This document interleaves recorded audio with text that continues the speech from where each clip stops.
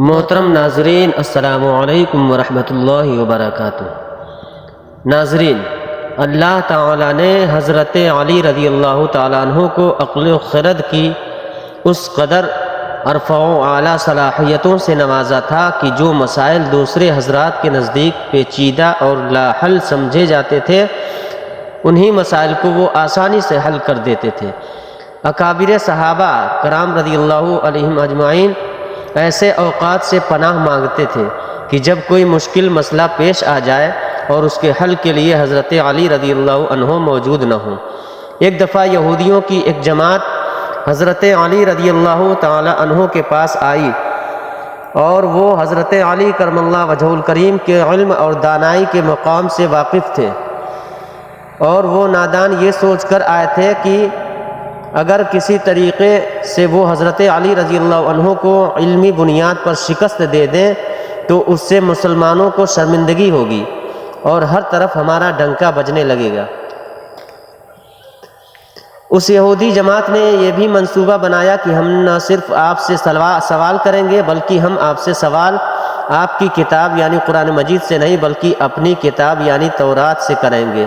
اس جماعت نے من ہی من یہ سوچ لیا تھا کہ اگر حضرت علی رضی اللہ تعالی عنہ ہماری شرائط کے مطابق تورات سے جواب دینے پر راضی ہو بھی جاتے ہیں تو یہی ہماری جیت ہوگی۔ لیکن کیسے؟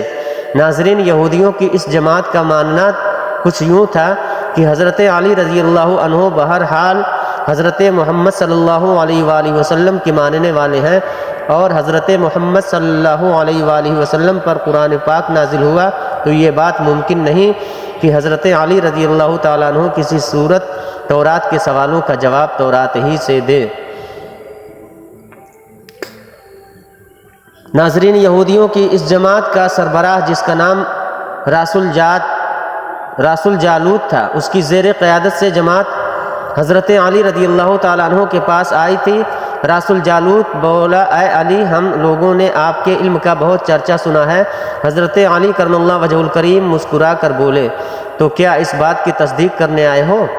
راس الجالوت بولا، ہم آپ سے چند سوالات کریں گے، آپ کو ان سوالوں کا جواب ہماری کتاب تورات سے دینا ہوگا، اور اگر آپ نے سب کے سامنے ہمارے سوالوں کے جواب دے دیے تو ہم آپ کو باب العلم مان لیں گے۔ حضرت علی کرم اللہ وجہ الکریم نے مسکرا کے جواب دیا، میں فی الحال اس بات سے بالکل غافل ہوں کہ تم لوگ کیا سوالات کرو گے اور تم کیا سوچ کے آئے ہو۔ اگر میں تمہارے سوالوں کے جواب دینے میں کامیاب ہو گیا تو کیا تم لوگ دین اسلام قبول کرو گے؟ یہودی اس بات پر آمادہ ہو گئے کہ اگر ان کے تمام سوالوں کے جوابات انہیں تورات سے مل گئے تو وہ یہودی مذہب چھوڑ کر اسلام قبول کر لیں گے، اور یہ اس بات کی دلیل ہوگی کہ جن سے آپ نے علم سیکھا ہے وہ یقیناً اللہ کی طرف سے بھیجے گئے سچے نبی ہیں۔ ناظرین، اب تمام معاملات طے پا چکے تھے اور پورا مجمع خاموش ہو کر بیٹھ چکا تھا۔ سوالوں کا سلسلہ شروع ہوا۔ یہودی عالم راس الجالوت نے مجمع کی جانب دیکھا اور علم کے تکبر سے بھرپور لہجے میں سوال کیا، اے علی، یہ بتائیے کہ وہ کون سی چیز ہے جو خدا کے لیے نہیں ہے؟ یہودی یہ جانتے تھے کہ مسلمانوں کی کتاب میں درج ہے کہ ہر چیز اللہ کے لیے ہے، اور اس بات کا جواب حضرت علی کے لیے دینا ناممکن ہوگا۔ مجمع میں بیٹھے تمام افراد سوچ میں ڈوب گئے کہ کائنات میں کوئی ایسی چیز بھی نہیں ہے جو اللہ کے لیے نہ ہو۔ تب حضرت علی رضی اللہ تعالیٰ عنہ نے بغیر کسی توقف کے فرمایا کہ تم جاننا چاہتے ہو کہ وہ کون سی چیز ہے جو اللہ کے لیے نہیں ہے، تو اس کا جواب شرک ہے۔ اللہ ہر قسم کے شرک سے پاک ہے۔ تمام مجمع جو بیٹھا سن رہا تھا بے ساختہ واہ واہ کہہ اٹھا۔ ناظرین، اب راس الجالوت نے دوسرا سوال کیا، اے علی، یہ بتائیے وہ کون سی جگہ ہے جہاں اللہ موجود نہیں ہے؟ حضرت علی نے اس کو فوراً جواب دیا کہ اللہ تعالی ہر جگہ موجود ہے۔ اس پر راس الجالوت بولا، اس سوال کا جواب آپ ہمیں ہماری کتاب سے دیں۔ حضرت علی رضی اللہ عنہ نے فرمایا کہ کیا تمہاری کتاب میں یہ نہیں لکھا ہے کہ حضرت موسیٰ علیہ السلام کے پاس ایک فرشتہ آیا اور حضرت موسیٰ علیہ السلام نے اس سے پوچھا کہ تم کہاں سے آئے ہو؟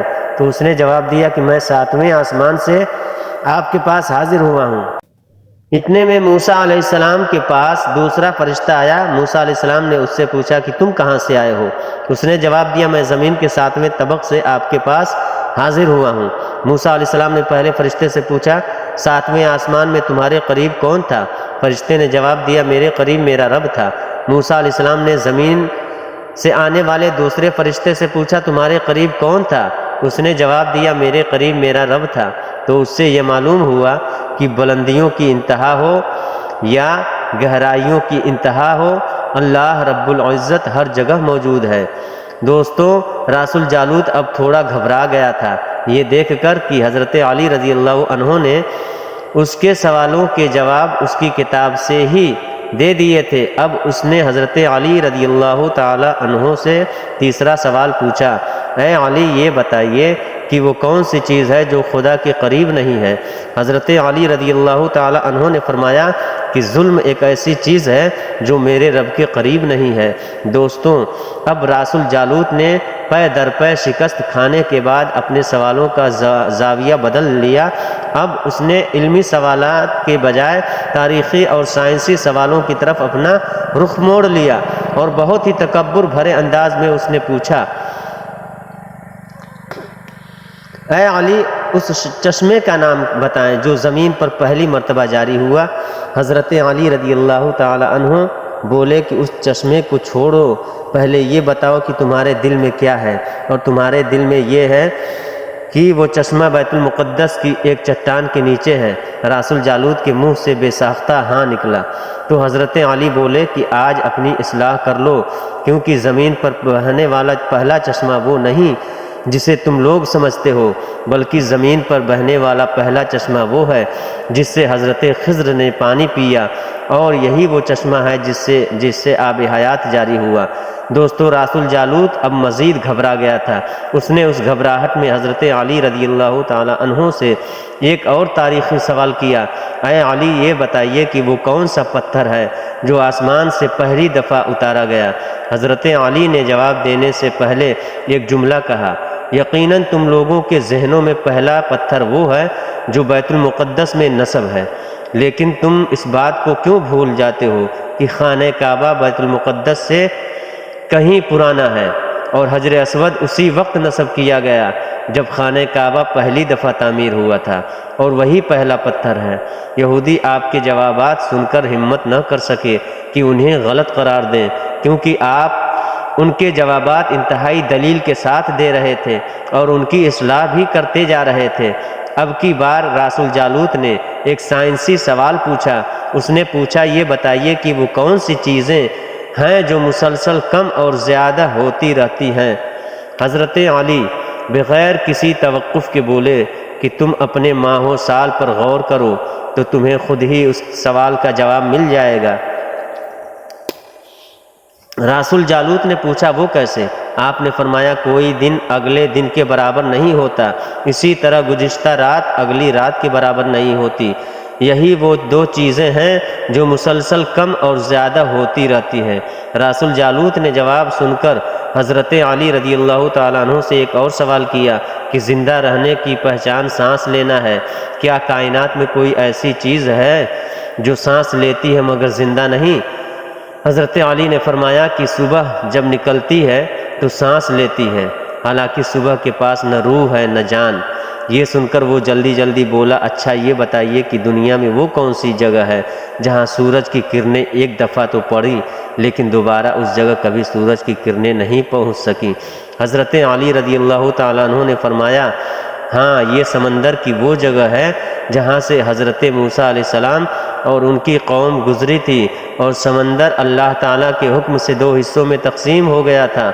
بس اس قافلے کے گزرتے ہوئے سورج کی کرنیں اس جگہ ضرور پڑی تھیں، لیکن اس کے بعد سورج کی کرنیں کبھی بھی وہاں نہیں پہنچ سکیں۔ دوستو، جواب پاتے ہی اس نے حضرت علی رضی اللہ تعالی عنہ سے پھر سوال کیا کہ یہ بتائیں کہ وہ کون سی دو چیزیں ہیں جو ہمیشہ غائب رہتی ہیں، اور وہ کون سی دو چیزیں ہیں جو ہمیشہ حاضر رہتی ہیں؟ حضرت علی رضی اللہ تعالی عنہ نے فرمایا کہ آسمان اور زمین کی طرف دیکھو یہ دونوں تمہیں غائب نظر نہیں آئیں گے، یہ دونوں ہمیشہ حاضر رہتے ہیں، اور موت اور زندگی کو ڈھونڈو تو تمہیں ان کے بارے میں کبھی پتہ نہیں چلے گا کہ وہ کہاں ہیں اور کب آ جاتی ہیں۔ اگلا سوال رسول جالوت نے یہ کیا کہ اے علی یہ بتائیے کہ وہ کون سی چیز ہے جس کا خالق خود اللہ ہے مگر اس کے بارے میں خود سوال بھی کرتا ہے؟ حضرت علی بولے موسیٰ علیہ السلام کی عصا کا خالق خود اللہ ہے، اور اس عصا کے بارے میں اس نے خود موسیٰ علیہ السلام سے سوال بھی کیا اور پوچھا کہ موسیٰ یہ آپ کے ہاتھ میں کیا ہے؟ پھر اس نے اگلا سوال کیا کہ بیت اللہ کا طواف تو ذی حیات کرتے ہیں، لیکن اس بے جان چیز کے بارے میں بتائیں جس نے بیت اللہ کا طواف کیا۔ حضرت علی کرم اللہ وجہ الکریم بلا توقف بولے کہ کشتی نوح ایک ایسی بے جان چیز ہے جو طوفان کے دوران اس مقام پر پہنچی جہاں بیت اللہ ہے تو اس نے اس کے گرد 7 چکر لگائے۔ رسول جالوت نے باب العلم حضرت علی رضی اللہ تعالی عنہ سے کئی سوال کیے اور تمام کے جواب آپ نے بالکل ٹھیک بلا توقف دیے، تو مجمع میں بیٹھے ہوئے ایک یہودی بولا کہ حضرت دنیا میں ہر شخص سوچ کے جواب دیتا ہے، لیکن آپ تو ہر سوال کا جواب بلا توقف دے رہے ہیں۔ اب حضرت علی رضی اللہ تعالیٰ عنہ نے اس سوال کے بدلے اس یہودی سے ایک سوال کیا، بتاؤ تمہارے ہاتھ میں کتنی انگلیاں ہیں؟ اس نے فوراً جواب دیا 5۔ حضرت علی رضی اللہ تعالیٰ عنہ نے فرمایا تو نے بھی تو فوراً میرے سوال کا جواب دے دیا۔ اس یہودی نے کہا یا علی یہ کیسی بات ہوئی، مجھے معلوم ہے کہ میرے ہاتھ میں 5 انگلیاں ہیں۔ یہ سن کر حضرت علی رضی اللہ تعالیٰ عنہ نے مسکراتے ہوئے کہا مجھے بھی یہ سارے علم ایسے ہی معلوم ہیں جیسے تجھے یہ معلوم ہے کہ تیرے ہاتھ میں 5 انگلیاں ہیں۔ یہودی نادان نہیں جانتے تھے کہ باب العلم کے پاس کائنات کے رازوں کا علم ہے، لیکن جب انہیں تمام سوالات کے جوابات ٹھیک مل گئے تو رسول جالوت سمیت تمام گروہ نے کلمہ پڑھا اور سب کے سب دائرہ اسلام میں داخل ہو گئے۔ تو میرے پیارے دوستوں، ویڈیو کے دیکھنے والے، اگر یہ ویڈیو پسند آئی ہو تو دوسرے مسلمان بھائیوں کو بھی لائک اور شیئر کریں اور چینل کو بھی سبسکرائب کریں۔ السلام علیکم ورحمۃ اللہ وبرکاتہ۔